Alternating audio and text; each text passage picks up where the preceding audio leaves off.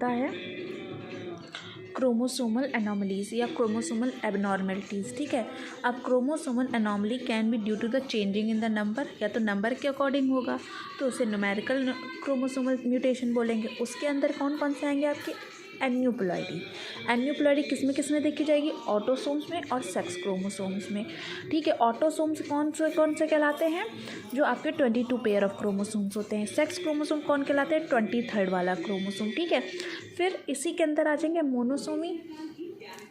Monosomy क्या होता है, loss of the chromosome, 1 chromosome. ठीक है, तो इसका एग्जाम्पल क्या हो जाएगा, टर्नर सिंड्रोम। इन्होंने बोला कि एक क्रोमोसोम का लॉस हो रहा है, तो यानी टर्नर सिंड्रोम। ठीक है, इतना समझ में आया। मतलब टर्नर सिंड्रोम क्या होता है, इसमें XX फीमेल होती है, उसमें एक म्यूटेशन हो जाएगा। ठीक है, तो उसमें बार बॉडी नहीं बनेगी, क्योंकि नंबर ऑफ X क्रोमोसोम -1, तो टोटल बार बॉडीज होती है। यहाँ पे X एक ही क्रोमोसोम में, तो वो बार बॉडी में चला जाएगा, तो वो म्यूटेंट ही हो जाएगा ना।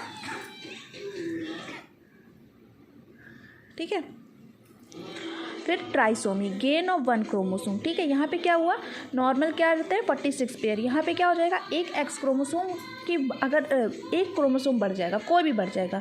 पर अगर हम सेक्स क्रोमोसोम के एग्जांपल को कंसीव करें तो क्लिनफिल्टर, इसमें क्या होता है, नॉर्मली मेल्स में XY क्रोमोसोम होता है, पर इसमें क्या हुआ, एक X क्रोमोसोम मेल में बढ़ गया। ठीक है, अब टेट्रासोमी में आ जाते हैं। यहाँ पे जो क्रोमोसोम गेन होंगे वो पेयर में होंगे। ठीक है, अभी तक मोनोसोमी और ट्राइसोमी में एक को घटा बढ़ा रहे थे, टेट्रासोमी में पेयर में बढ़ेगा, यानी इसका एग्जांपल क्या हो जाएगा, एडवर्ड जेनर सिंड्रोम।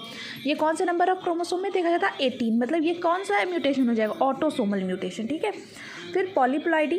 ठीक है, एन्यूप्लॉइडी के अंदर आपके आएंगे मोनोसोमी, ट्राइसोमी, टेट्रासोमी। फिर जो ट्राइप्लॉइडी और टेट्राप्लॉइडी, ये किसके अंदर आ जाएंगे, पॉलीप्लॉइडी के अंदर। ठीक है, ये आपके न्यूमेरिकल म्यूटेशन था। जो आपका स्ट्रक्चरल म्यूटेशन होता है उसमें देखते हैं कि चेंज इन द स्ट्रक्चर और some part of the chromosomes. ठीक है, उसके अकॉर्डिंग हमने कितने पार्ट देखे।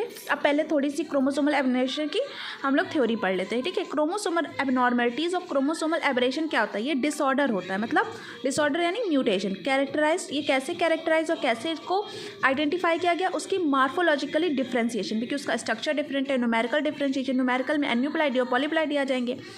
अल्टरेशन इन सिंगल और मल्टीपल क्रोमोसोम, मतलब या तो क्रोमोसोम सिंगल हो जाएगा या उसकी नंबर ऑफ कॉपीज़ बढ़ जाएंगी।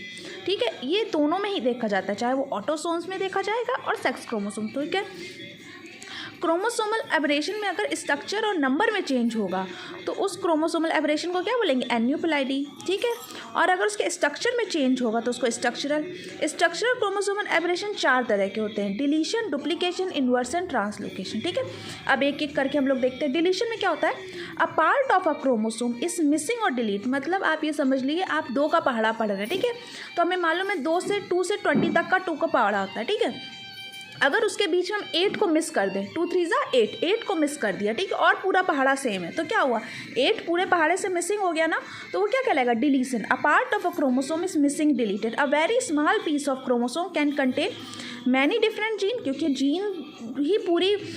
जीन ही क्या है, आपकी बेसिक स्ट्रक्चर यूनिट है आइडेंटिफिकेशन की, नॉलेज बुक है। ठीक है, व्हेन जीन आर मिसिंग तो एरर होगा डेवलपमेंट में, baby since some of the instruction are missing. इसका एग्जाम्पल कौन सा आप याद कर सकते हैं, क्रोमोसोम नंबर 5 में एक शॉर्ट आर्म होती है और लॉन्ग आर्म होती है। ठीक है, इसका एग्जाम्पल आप क्या लेंगे, क्रोमोसोम नंबर 5, उसमें एक लॉन्ग आर्म होती है, एक शॉर्ट आर्म होती है। ठीक है, लॉन्ग आर्म को क्यू आर्म बोलते हैं और शॉर्ट आर्म को पी आर्म बोलते हैं। ठीक है, जब शॉर्ट आर्म को कम्प्लीटली डिलीट कर दिया तो कौन सा सिंड्रोम होगा, क्राइडू-चैट सिंड्रोम।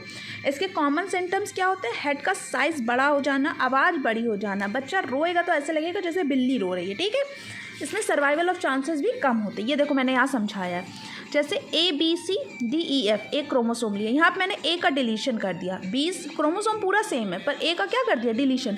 फ्रेम शिफ्ट म्यूटेशन भी बोलते हैं इसको। ठीक है, जब आप DNA में इसी चीज़ को स्टडी करेंगे तो उसमें फ्रेम शिफ्ट म्यूटेशन बोलेंगे। ठीक है, इट इज़ स्ट्रक्चरल एबनॉर्मलिटीज़। अब आप बात करते हैं दूसरे, डुप्लीकेशन।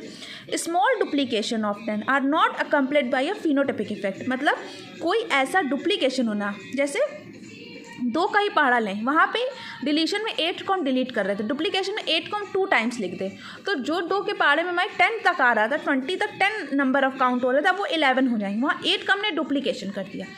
ए फिनोटिपिकली उतना इफेक्ट नहीं करेगा, ठीक है। बस इसमें क्या होगा, genetic information more than normal हो जाएगी क्योंकि कोई चीज़ का डुप्लीकेशन हो गया, ठीक है। लार्ज डुप्लीकेशन प्रोड्यूस फिनोटिपिकली, तो imbalance gene doses tend to be a less determination.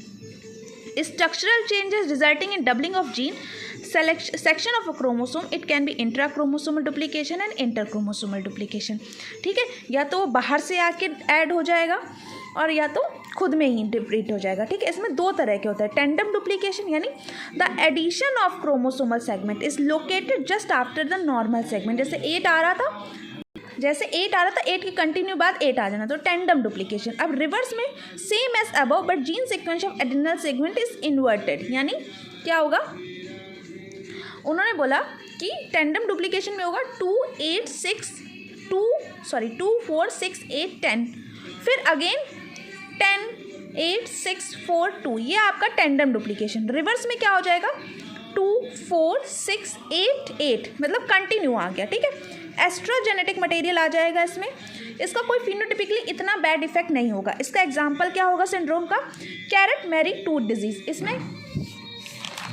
इसमें क्या होता है, it happen usually start in the early teenager year but can start earlier during childhood और later during middle age. Muscles weakness, paralysis, chronic pain, less और decrease in the senses, ठीक है। यहाँ मैंने डुप्लीकेशन दिखाया, ए का मैंने डुप्लीकेशन कर दिया। चलिए थर्ड की बात करते हैं, इन्वर्जन।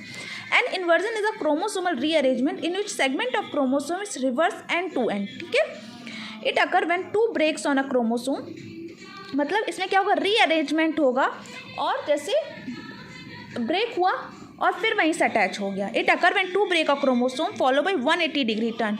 ये दो तरह का होगा, जब इसमें सेंट्रोमियर इस डिलीशन डुप्लीकेशन में अटैच हो जाएगा तो उसे बोलेंगे पेरीसेंट्रिक, ठीक है। The type of inversion in which centromere is involve, और दूसरा क्या होगा, paracentric.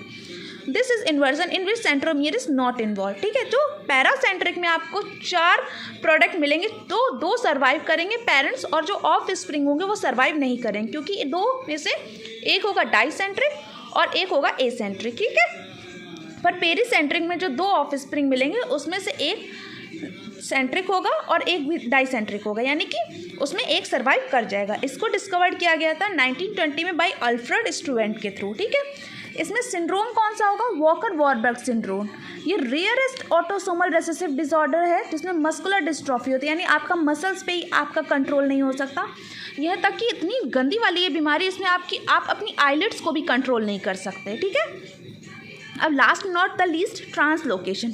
A chromosomal translocation is defined as genome abnormalities in which chromosome break either portion of is related to a different chromosome. इसमें 2 तरह के translocation होंगे, reciprocal translocation. Reciprocal translocation वो translocation होता है जिसमें 2 नॉन होमोलोगस क्रोमोसोम आपस में शेयरिंग करते हैं। यहाँ मैंने ब्लू और ब्लैक दिखाया, फिर मैंने ट्रांसलोकेशन के बाद आपको दिखाया ब्लू में हल्का सा ब्लैक का पोर्शन और ब्लैक में हल्का सा ब्लू का पोर्शन है, तो यानी इन दोनों ने ही अपने आपस में शेयरिंग कर ली, ठीक है।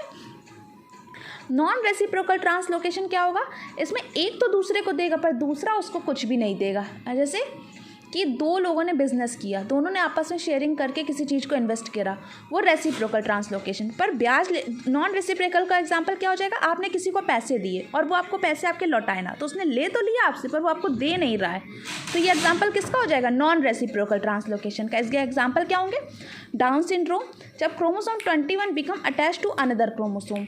एक इसका एग्जाम्पल होगा बर्किट लिम्फोमा, ब्लड कैंसर। इसमें 14 नंबर ऑफ क्रोमोसोम जो होता है 8 नंबर ऑफ क्रोमोसोम के शॉर्ट आर्म पे अटैच होता जाता है, एंटीबॉडीज़ जहाँ फॉर्म होती है वहाँ अटैच हो जाता है, तो वो कंटिन्यू डिवाइड करती रहती है सेल्स, और कंटिन्यू डिवाइडेशन का रिजल्ट क्या होता है, कैंसर, क्रोनिक माइलोकोमिया, लुकेमिया, ठीक है। बस ये इतना ही था, आई होप आपको ये समझ में आया होगा।